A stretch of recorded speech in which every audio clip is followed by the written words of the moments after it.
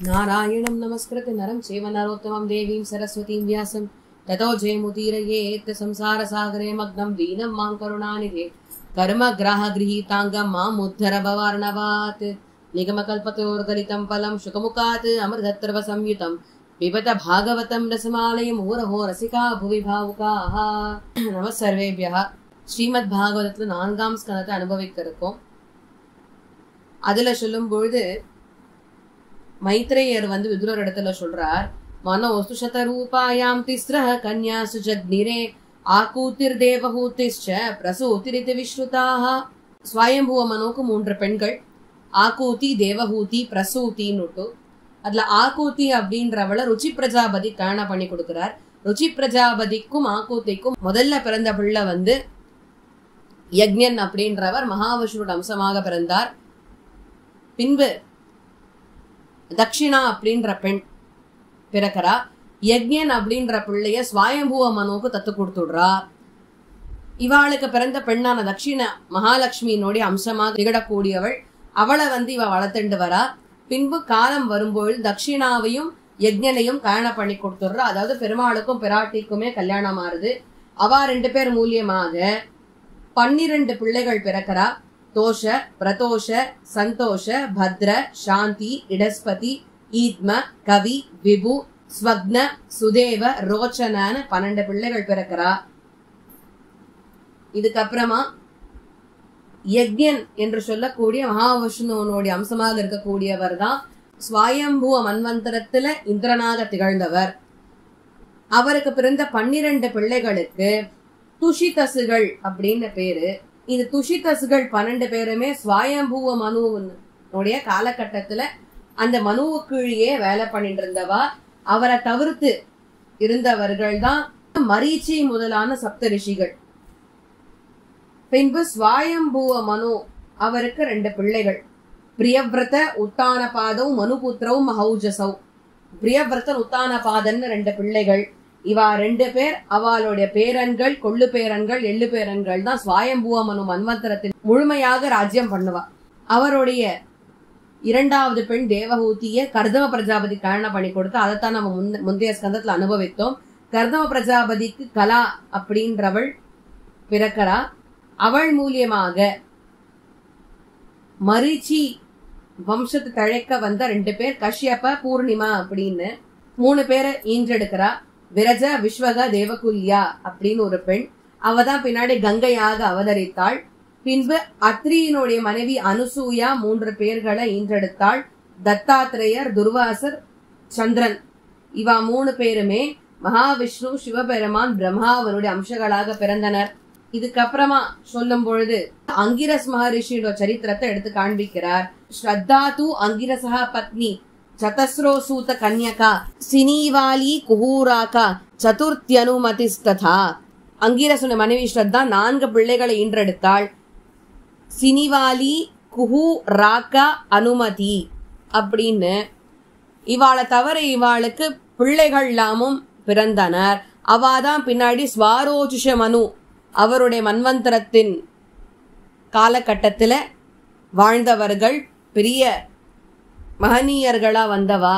உத்தய, பின்பு பிரஹஸ்பதி. பிரஹஸ்பதின்றவர் தேவர்களுக்கு எல்லாம் ஆச்சாரியனா இருக்கக்கூடியவர் அவர். இவா 2 பேர் ஸ்வாரோஜுஷ மனு அவருடைய மன்வந்தரத்துல ஆட்சி புரிந்தவர்கள். இதுக்கப்புறமா புலஸ்தியர் பிரம்மாவனுடைய 4வது பிள்ளை. அவர் ஹவிர்பு என்று சொல்லக்கூடிய அவருடைய மனைவி மூலியமாக அகஸ்தியர் மகரிஷியை ஈன்றெடுக்கிறார். அதுக்கப்புறமா விஸ்ரவா என்று இன்னொரு பிள்ளை பிறக்கிறா. விஸ்ரவ மூலியமாகத்தான் யக்ஷர்களுக்கு ராஜனாய் திகழக்கூடிய குபேரன் பிறக்கிறார். பின்பு ராவண, கும்பகர்ண, விபீஷண 3 பேருமே புலஸ்தர்னுடைய 2வது மனைவியான கேஷினி மூலியமாக பிறக்கிறா. ஆனால்தான் ராமாயணத்தை சொல்லும் பொழுது ஸ்ரீமத் வால்மீகி ராமாயணம்னு அதுக்கு ஒரு பெயர், சீதா சரிதம் அதுக்கு இன்னொரு பெயர், அது தவிர்த்து பௌலஸ்திய வதம் அதுக்கு 3வது பெயர் ஸ்ரீமத் வால்மீகி ராமாயணத்துக்கே உண்டு. ஏன்னா பௌலஸ்திய வதம்னாக்க புலஸ்தியர்னுடைய வம்சத்துல தோன்றிய ராவணனுடைய வதம், அதை பத்தி பேசக்கூடியது ஸ்ரீமத் வால்மீகி ராமாயணம்ன்றதுனால பௌலஸ்திய வதம்னு அதுக்கு பேர் ஏற்பட்டது. புலஹஸ்ய கதிர்பாரியா த்ரீனசூத சதீசுதான, புலகர்னுடைய மனைவி கதி 3 பேர்களை பெற்றெடுத்தாள். கர்மஸ்ரேஷ்ட வரியான் சகிஷ்ணோன்னு 3 பேர். கிரதுவனுடைய மனைவி கிரியா 46,000 ரிஷிகளை ஈன்றெடுத்தாள். அவளுக்கு தான் வாலகில்யர்கள் அப்படின்னு பேரு. அதுக்கப்புறம் அவருடைய மனைவி ஊர்ஜா மூலியமாக வசிஷ்டருக்கு 7 பிள்ளைகள் பிறந்தா. சித்திரகேது, சுரோச்சி, விரஜா, மித்ர, உல்பன, வசுபிருத்யான, தியுமான். அதை தவிர்த்து அவருக்கு சக்தி முதலான பிள்ளைகளும் அவருடைய இன்னொரு மனைவி மூலியமா பிறந்தார்கள். அதர்வாவனுடைய மனைவி சாந்தி மூலியமாக ஒரு பிள்ளை ததீச்சின்னு பிறந்தான்.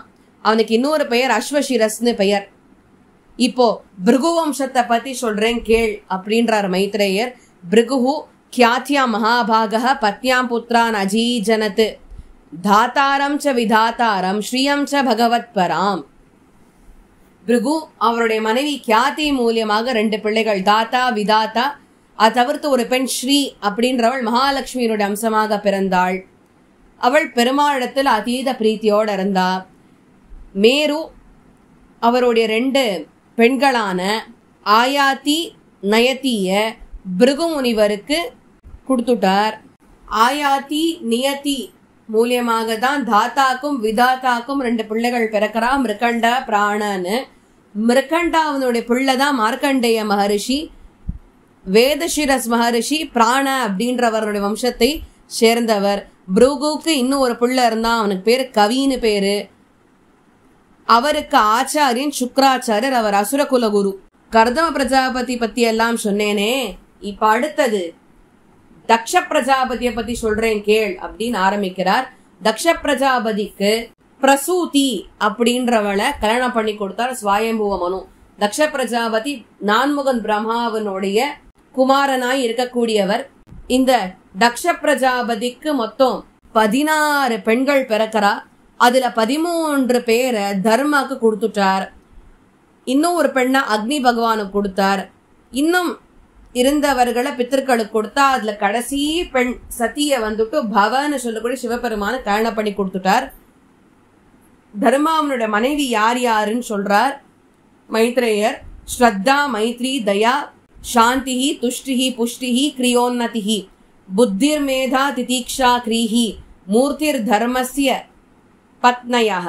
ஸ்ரத்தா, மைத்ரி, தயா, சாந்தி, துஷ்டி, புஷ்டி, கிரியா, உன்னதி, புத்தி, மேதா, திதீக்ஷா, கிரி, மூர்த்தின்னு இந்த 13 பேர் தான் தர்மாவனுடைய மனைவிகள்.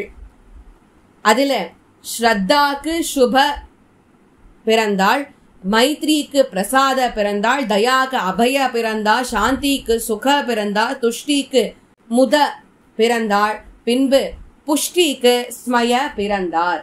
கிரியா மூலியமாக யோக பிறந்தாள், உன்னதி மூலியமாக தர்ப்ப, புத்தி மூலியமாக அர்த்த, மேதா மூலியமாக ஸ்மிருதி, திதிக்ஷா மூலியமாக க்ஷேம, கிரி மூலியமாக ஒரு பிள்ளை பிரஸ்ரயான்னு பேரு அவன் பிறந்தான். மூர்த்தி மூலியமாக தர்மத்துக்கெல்லாம் உறைவிடமான நரநாராயணாதிகள் பிறந்தார்கள். நரநாராயணாதிகள் தான் இன்னைக்கும் பத்ரிகாசிரமத்துல போன நரநாராயணாசிரமம் சொல்றோமோ இல்லையோ, நரநாராயணாதிகள் தான் பகவான் மகாவிஷ்ணுனுடைய அம்சமாக திகழக்கூடியவர்கள். இந்த நரநாராயணாதிகள் தான் பின்னாடி கிருஷ்ணனும் அர்ஜுனனுமாக அவதரிக்கின்றார்கள்னு சரித்திரம். இவா 2 பேர் அவதரித்த உடனே கிண்ணறர்கள், கிம்புருஷர்கள் எல்லாருமே ஸ்தோத்திரம் பண்றாளாம். அதுக்கப்புறமா நரநாராயண ரிஷிகள் கந்தமாதன அப்படின்ற அந்த இடத்துக்கு தபஸ் பண்றதுக்காக போறா. இப்போ அக்னியினுடைய மனைவி ஸ்வாஹா. இந்த ஸ்வாஹா அப்படின்றவளுக்கு 3 பிள்ளைகள் பிறக்கிறா. பாவக, பவமான, சுச்சி அப்படின்னு. இவா எல்லாருமே அக்னி வம்சத்தை சேர்ந்தவர்கள். எல்லாருக்குமே யஜ்ஞத்துல போடக்கூடிய அவிர்வாகத்துல பங்குண்டு. அக்னி தேவதைகள் 45 பேருமே இவா 3 பேர்கிட்ட இருந்து வந்தவர்கள் தான். இந்த 45 அக்னி தேவதைகளோட கூட இவருடைய அப்பாக்கள் 3 பேர், அவளுடைய அப்பா, இப்படி எல்லாம் சேர்த்து மொத்தம் 49 அக்னி தேவதைகள் இருக்கா அப்படின்னு இதுக்கப்புறமா ஸ்வதா மூலியமாக பெண்கள் பிறக்கிறா. தாரிணி, பின்பு வயுனா அப்படின்னு 2 பேர் பிறக்கிறா.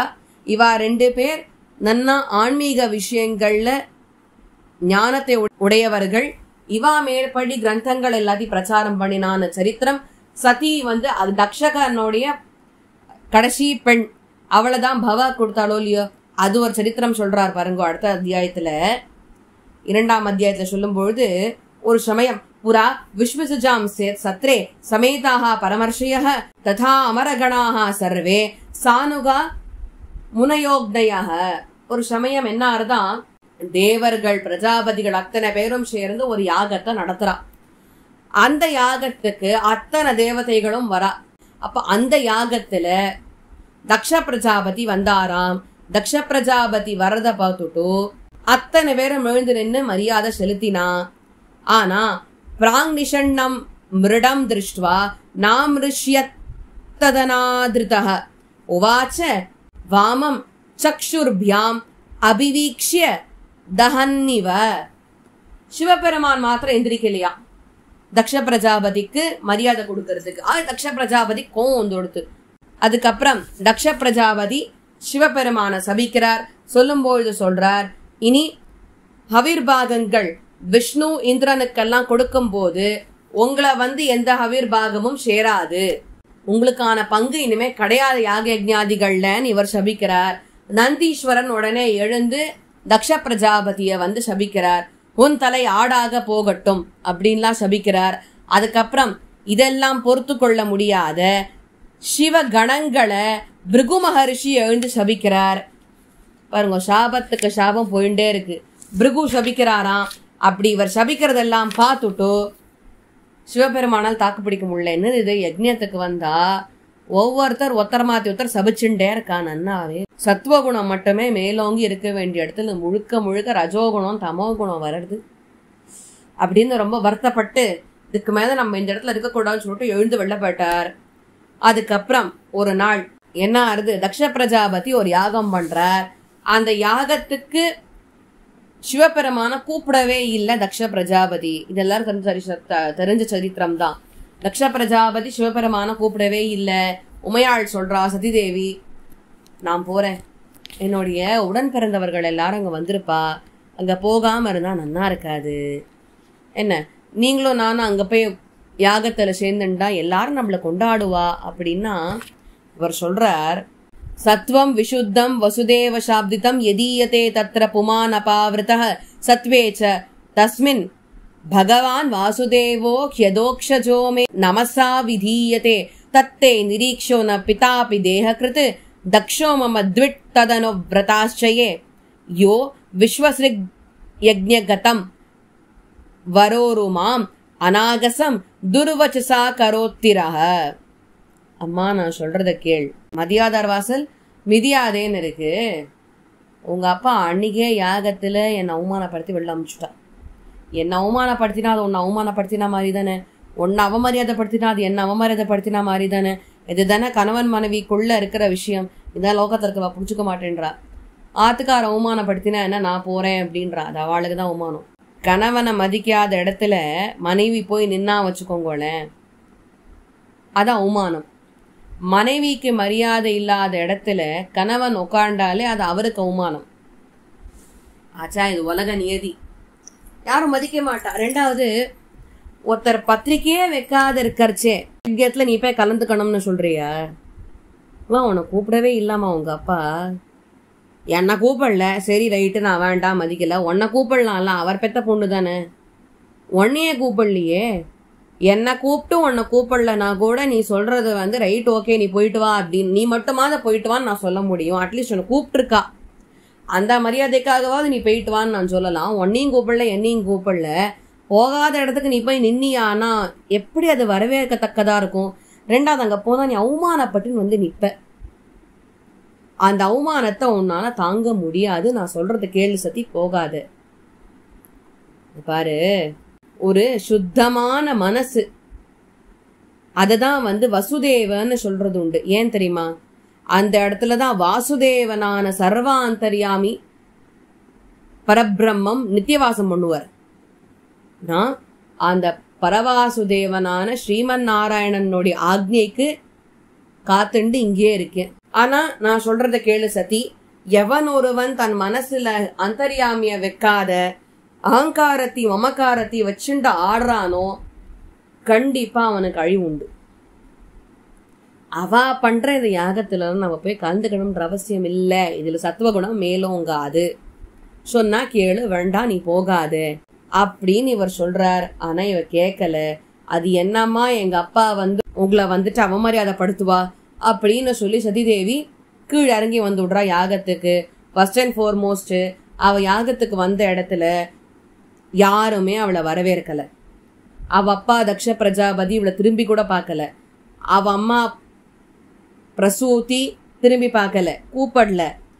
ஏன்னா அப்பா கூப்பிடல. அப்பா கூப்பிடாத தாயார் மட்டும் கூப்பிட்டா அந்த இடத்துல அது சண்டையா போகும். யாகம் நடக்கிற இடம். பிரசூத்தியும் மோகம் கொடுத்து கூட பேசல. அடுத்தது இவளோட உடன் பிறந்தவர்கள்லாம் இருக்காளே, அவளாவது கூட்டிருக்கலாம்ல. நீ வா சதி தேவின்னு கூட்டிருக்கலாமோ இல்லையா? அவளும் எந்த பாசத்தையும் வெளிப்படுத்தல. நீ என்ன எப்படி இருக்கன்னு கூட ஒரு வார்த்தை கூட கேட்கல, சிரிக்க கூட இல்ல அவளை பார்த்து. இதெல்லாம் பார்த்தா சதி என்னது அநியாயமா இருக்கு. சரி வரவேற்கதான் வரவேற்கலன்னு யஜ்ஞத்துல நின்னா, யஜ்ஞத்துல எல்லா தேவதைகளுக்கும் ஹவிர்பாகத்தை கொடுத்த இவப்பா ருத்ரனுக்கு மாத்திரம் ஹவிர்பாகத்தை கொடுக்கவே இல்லை. சதி பார்த்தா இது என்ன யஜ்ஞம், இது என்ன பக்ஷபாதம்? யாகம்னா யார் யாருக்கு ஹவிர்பாகம் போகணுமோ அது எல்லாருக்கும் தான் போகணும். அது என்ன ஒருத்தர் ஒதுக்கி வச்சுட்டு இன்னொருத்தருக்கு மாட்டோம் ஹவிர்பாகத்தை கொடுக்கறது? இதெல்லாம் தப்பு, ஒத்துக்க முடியாது, நீ பண்றது தப்பு அப்படின்னு அவளுக்கு கோவம் வருது. தக்ஷன் கேட்கல. யாகத்தை அவன் மாட்டம் நடத்தின்னு இருக்கான். தக்ஷனை கொல்ற அளவு கோவம் வருது. ஆனா அவளை சுத்தி இருந்த கணங்கள்லாம் நிறுத்தி விடுறா, நீ எதையும் பண்ணாதீங்கோ அப்படின்னு சொல்றா. அப்ப அவ சொல்றா, என்ன அசிங்கமான ஒரு வேலையை பண்ணிட்டு இருக்க. முதல்ல அவர் அவமரியாதை படுத்தின. இத்தனைக்கு அவர் ஒண்ணுமே சொல்லல. உன்னை அவமானப்படுத்தணும்னு அவர் பண்ணல எதுவுமே. அப்படி இருக்கறச்சே நீ அவர் அவமானப்படுத்தினது தப்பு. ரெண்டாவது, அவருக்கு எப்படி நீ ஹவிர்பாகம் கொடுக்க மாட்டேன்னு சொல்ல முடியும்? உனக்கு என்ன அதிகாரம் இருக்கு? அதெல்லாம் நீ சொல்ல முடியாது. இருந்தாலும் நீ கொடுக்க மாட்டேன்னு சொல்லி பண்ணிட்டு இருக்க. இவ்வளோ மமக்காரமும் அகங்காரமும் இருக்கிற ஒருத்தனுக்கு பொண்ணா பிறந்திருக்கேன்னு நினைச்சா எனக்கு அவமானமா இருக்கு. இனி நீ கொடுத்த இந்த சரீரம் என்ன இடத்துல தங்க வேண்டாம். சிவபெருமான் அவருடைய கணங்கள்லாம் உறக்கன தாக்ஷாயணின்னு கூப்பிடுவா. அப்பெல்லாம் நான் உன் பொண்ணா இருக்கிறதுக்கு பெருமைப்பட்டிருக்கேன். ஆனா இன்னைக்கு சொல்றேன், அந்த தாக்ஷாயணின்ற பேர் எனக்கு இருக்கிறத பார்த்தா எனக்கு ரொம்ப அருவருப்பா இருக்கு. உன் பொண்ணுன்னு சொல்லிக்கிறதுக்கு எனக்கு இனிமே மனசு இல்ல. அதனால நான் இந்த சரீரத்தை தியாகம் பண்றேன்னு அந்த இடத்துல உக்காண்டா சதி. வடக்க நோக்கி தரையில அமர்றா. அவ சற்றே ஜலத்தை பருகினாள் சுத்திக்காக. ஒரு மஞ்ச கலர் வஸ்திரத்தை எடுத்து தன்னை போத்திண்டா.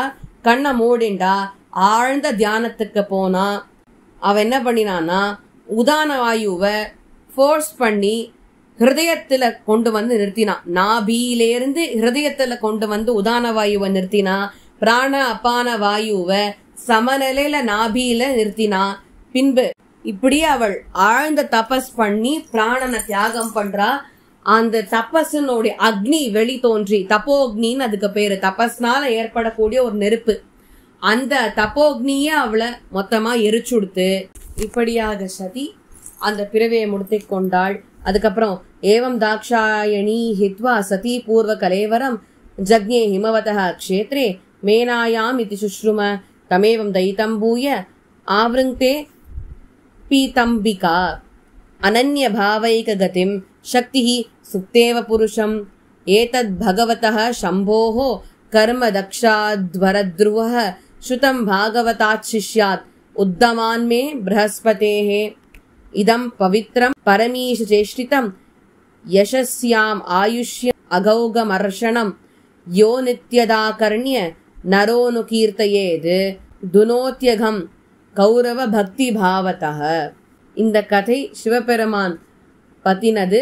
இது தக்ஷ பிரஜாபதியினுடைய அந்த யாகத்தை பத்தியும் அதுல சதி தன் பிராணனை துறந்ததை பத்தியும், பின்பு தக்ஷ பிரஜாபதியினுடைய யாகத்துக்கு சிவபெருமான் வீரபத்ரனை அனுப்பி வைத்து வீரபத்ரன் தக்ஷ பிரஜாபதியோட யாகத்துல இருந்தவ அத்தனை பேரையும் வெட்டி தக்ஷ பிரஜாபதியினுடைய தலைய வெட்டி தட்சிணாக்னியில போட்டுட்டாரே. அதுக்கப்புறமா பத்னிகள் அத்தனை பேரை பிரார்த்தனை பண்ண, லோகத்துல இருந்த அத்தனை பேரும் பிரார்த்தனை பண்ண, பிரம்மா பிரார்த்திச்சு எல்லாரும் பிரார்த்தனை பண்ணினதுனால சிவபெருமான் தக்ஷ பிரஜாபதிக்கு மீண்டும் உயர் கொடுத்தார் போன்ற சரித்திரங்கள் சொல்லப்பட்டதே.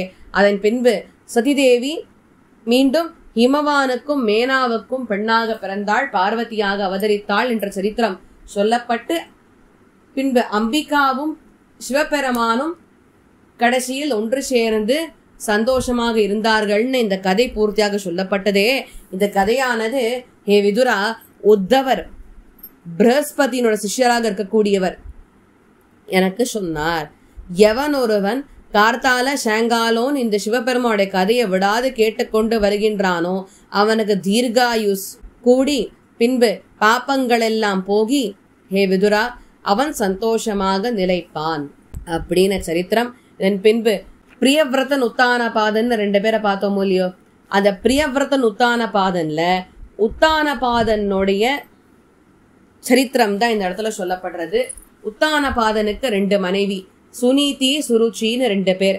இந்த சுருச்சி அப்படின்றவள் உத்தானபாதனுக்கு ரொம்ப பிரீத்தியா இருக்கக்கூடியவள். சுனீதி அப்படின்றவளுடைய பிள்ளைதான் துருவன்.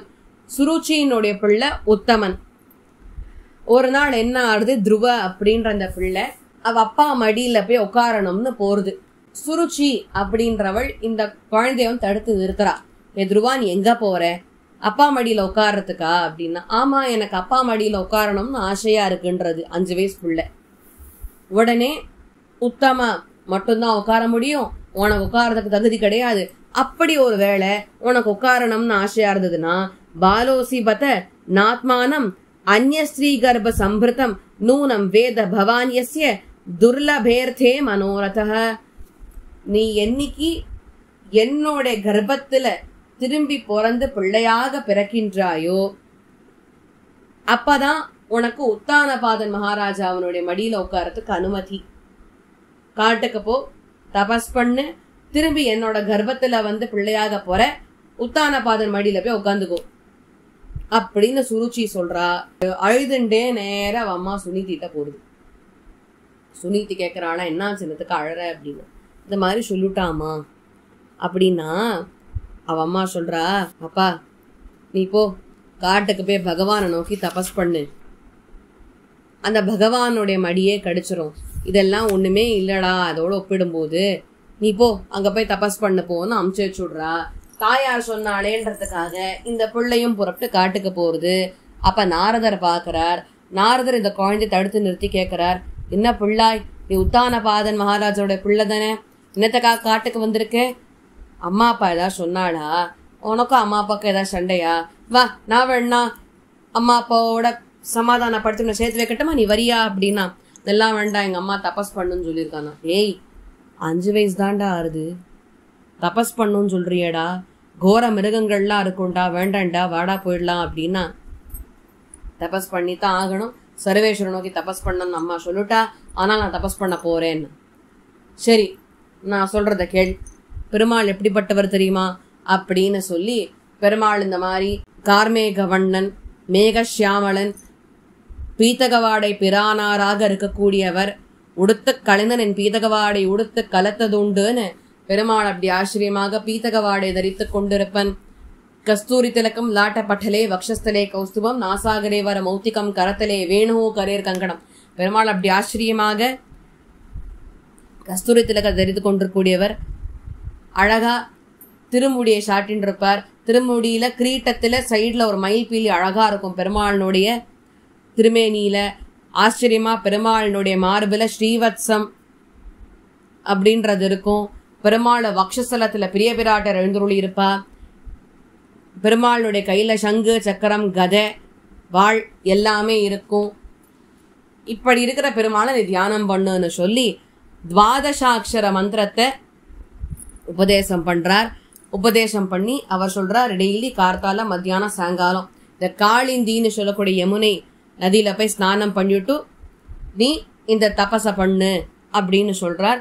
அந்த குழந்தையும் சொன்னதை கேட்டுண்டு டெய்லி 3 வேளை கார்த்தால மத்தியானம் சாயங்காலம்னு சொல்லிட்டு அந்த காளிந்தி நதியில போயிட்டு ஸ்நானம் பண்ணி அனுஷ்டானங்கள்லாம் பண்ணிவிட்டு அந்த குழந்தை தபஸ்ல உட்காருறது. அதுல சொல்லும் பொழுது திரிராத்திராந்தே திரிராத்திராந்தே கபித்த பதராசனக ஆத்மவிருத்தியனுசாரேன மாசம் நின்னியர்ச்சயன் ஹரிம். முதல்ல 3 நாளைக்கு ஒரு தடவை இந்த கபித்தம்னு சொல்லக்கூடிய இந்த உட் ஆப்பிள்னு சொல்லுவா இல்லையா, அது, அதுக்கப்புறம் இலந்த பழம், இதை சாப்பிட்டுட்டு அவனுடைய பசி ஆத்தின்ட்டு தபஸ்ல ஈடுபட்டு இருந்தான். அதுக்கப்புறம் 2வது மாசம் வரும்பொழுது த்விதீயம் ததா மாசம் ஷஷ்டே ஷஷ்டேர் பகோ தினே. அடுத்த மாசம் என்ன பண்ணினான்னா 2வது மாசம் 6 நாளைக்கு ஒரு தடவை புல்லு இலைகள் காட்டுல கிடைச்ச இந்த விஷயங்கள்லாம் வச்சுட்டு சாப்பிட்டு தபஸ்ல ஈடுபட்டு இருந்தான். திருத்தீயம் சானயன் மாசம் நவமே நவமே ஹனி அப்பக்ஷ உத்தம ஸ்லோகம் உபாதாவத் சமாதினா. 3வது மாசம் என்ன பண்ணா 9 நாளைக்கு ஒரு தடவை தண்ணீரை மட்டும் பருகி தபஸ்ல உட்காண்டான். 4வது மாசம் துவாதசே துவாதசே ஹனி 12 நாளைக்கு ஒரு தடவை தன்னுடைய பிராணனை எல்லாம் கட்டுப்பாட்டில் வைத்துக்கொண்டு வெறும காற்றை மட்டும் உண்டான். 5வது மாசம் ஸ்திரமா திருடமா நின்னானாம். ஒரு கால மடிச்சு இன்னொரு கால்ல ஃபுல் பேலன்ஸோட நிக்கிறான், பரபிரம்மத்தை தியானம் பண்றானா. இப்படி இவன் 6 மாதங்கள் தியானம் பண்ண அவன் கோர தபஸ் பண்றான் இல்லையா. தபசக்தி எந்த அளவுக்கு இருக்குன்னா, ஒரு காலம் மடிச்சு இப்போ இடது காலம் மடிச்சு வலது கால நின்னானா பூமி அப்படியே வலது பக்கமா சாயறதான். வலது காலம் மடிச்சு இடது காலம் மேல நின்னானாக்க அப்ப பூமி அப்படியே இடது பக்கமா சாயறதான். அவ்வளவு கோர தபஸ் அந்த 5 வயசு குழந்தை பண்றது. இதெல்லாம் பார்த்து இந்திரனுக்கு பதற்றம். நேர பகவான்கிட்ட போனா, நைவம் விதாமோ பகவன் பிராணரோதம் சராச்சரஸ்யாக்கில சத்வதாம்னஹ விதேஹி தன்னோ விருஜினாத்வி மோக்ஷம் பிராப்தா வயம் துவாம் சரணம் சரண்யம்னா. ஹே பிரபு, சரணம் சரணம், தேவரீர் பாதார விந்தத்தை சரணாகதி பண்றேன், பயமா இருக்கு, இந்த பிள்ளை தபஸ் பண்றான், எங்கேயாவது என் பதவிக்கு வந்துட போறான், என் பதவிக்கு ஏதேனும் ஆபத்து இருக்கிறா அப்படின்னு கேட்டா பெருமாள் சொல்றாரு, ஏண்டாவா தபஸ் பண்றவா எல்லாருமே அப்பத்தானே உன் பதவிக்கு ஆசை பண்றப்பா, எனக்கும் வரவா இருக்காடா, இந்த பிள்ளை எனக்கா தபஸ் பண்றான், நீ கவலைப்படாத போ, உனக்கா வரல அப்படின்னா பெருமாள் நேர கீழே வந்தார். இந்த குழந்தைய பாக்குறார். இந்த குழந்தைக்கு அந்த பெருமாள் எப்படி வெள்ள நிக்கிறாரோ அதே சுரூபத்தை உள்ள தியானம் இருக்கிறதுனால வெள்ள வந்த பெருமாள் அவன் கண்ணுக்கு தெரியல. பெருமாள் என்ன பண்ணார், ஓ இதே ரூபத்தை தியானம் பண்றியான்னு சொல்லிட்டு ஹிருதயத்துல தெரிஞ்சுன்ற உருவத்தை மறைச்சுட்டார். மறைச்ச உடனே கண்ணன் எங்கே ஹரி எங்கே ஹரின்னா வெள்ள இருக்கிற ஹரிய பார்த்தான் தேடின்ட்டே. அப்ப ஹரியானவர் நின்னார். நேர துருவன் போனா, அப்பா மன்னிச்சுடு சர்வேஸ்வரா, நான் குருகுலத்துக்கு போயிருந்தா ஏதாவது ஒரு 4 வார்த்தை உன்னை பத்தி ஸ்தோத்திரம் பண்ண முடியும், குருகுலத்துக்கு நான் போகல, அதனால உனக்கு எனக்கு உன்னை ஸ்தோத்திரம் பண்ண தெரியலன்னு உடனே பெருமாள் உடனே தன்னுடைய கையில இருந்த சங்கத்தை துருவனுடைய கண்ணத்துல தடவரார். அந்த குழந்தை ஸ்துதி பண்றது. அப்புறம் பெருமாள் ஆசீர்வாதம் பண்றார், நீ கவலைப்படாத, நீ இப்ப திரும்பி வீட்டுக்கு போ, வீட்டுக்கு போயிட்டு கொஞ்ச நாள் அப்பா இருப்பா, அதுக்கப்புறம் உன்னுடைய அண்ணா உத்தமன் அப்படின்றவ ராஜபரிபாதனம் பண்ணுவான், அது கொஞ்ச நாள் நிற்கும். அப்புறம் உத்தமன் வேட்டையாடுறதுக்காக காட்டுக்கு போவான், மரணிப்பான், அவனை தேடிண்டு சுருச்சி அப்படின்ற அவனுடைய தாயார் பின்னாடியே போவள். நீ கொஞ்ச நாள் அதுக்கப்புறமா ராஜபரிபாதனம் பண்ணு, காலம் வரும்போது வா, என்னோட தூதர்கள் வருவா, அவளோட நீ மோட்சத்துக்கு சேருவாயாக அப்படின்னு பெருமாள் சொல்றார்.